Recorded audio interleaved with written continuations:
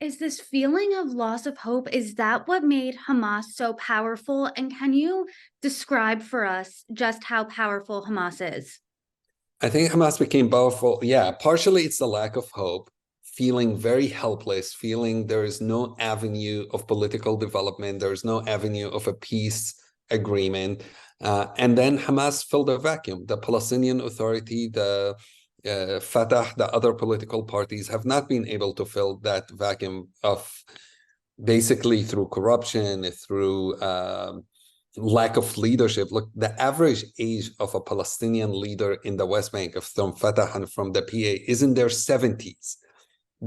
Most of Palestinians are under 35 years old. Over 70% of the population are under 35 years old. Yet our leaders are all in their 70s. That vacuum that has been left, Hamas was able to come in and fill and make promises that in some ways they were able to fill better than Fatah. And it's hard to say it because I do not subscribe to to a religious government and their leadership. But when they took over, within a few years, they actually lost popularity and then gained popularity again. And part of that, in every time Israel and Hamas had a conflict in the last 15 years or so, Hamas was able to come after and say, we won the following achievements. They were able to negotiate some kind of victory. Even if there was no victory, 1,000, 1,500, 2,000 Palestinians would be dead, but they'll say, we've delivered something on the ground. We have more things able to come into Gaza. We have more money able to come into Gaza. While the Palestinian Authority, through negotiations, have been unable to do that. And that gave so much power to Hamas because the alternative did not exist. I hear you saying just how powerful Hamas is. Earlier in this conversation, you did say that some Palestinians are outraged. Has there been any pushback in Palestine to Hamas, especially in the wake of this attack, especially?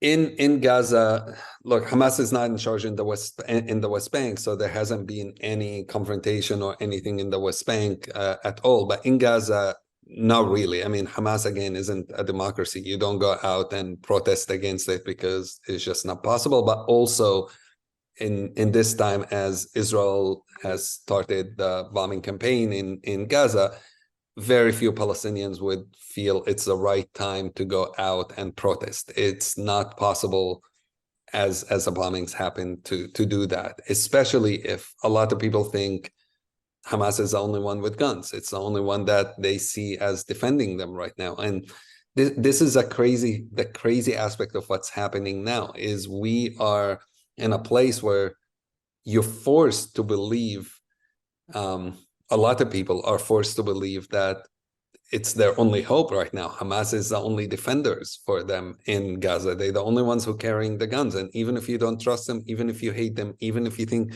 what they did is a horrific thing, many people there would think, what other alternative do I have? And that makes things even a lot more complicated.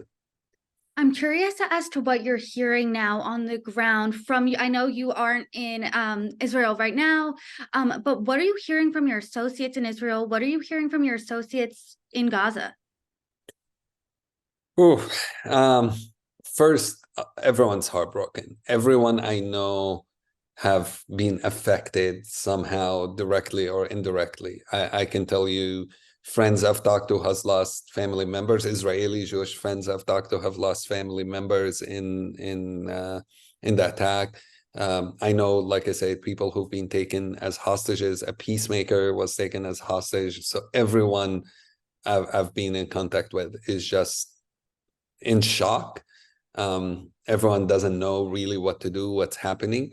On the Palestinian side in Gaza, it's similar in some ways that I already know friends who've lost family members just in the last day of bombings. And Gaza is extremely dense population. So wherever you bomb, civilians going to get killed, and it's a lot of civilians are getting killed. There's a lot of fear of what's coming next. Where is this going to lead? Is this going to lead into a larger scale war? Is this going to lead into a regional war? Are other countries could be involved? I think people are terrified. People I know in Jerusalem, even in the West Bank, are afraid of revenge, of people coming and starting vengeance actions.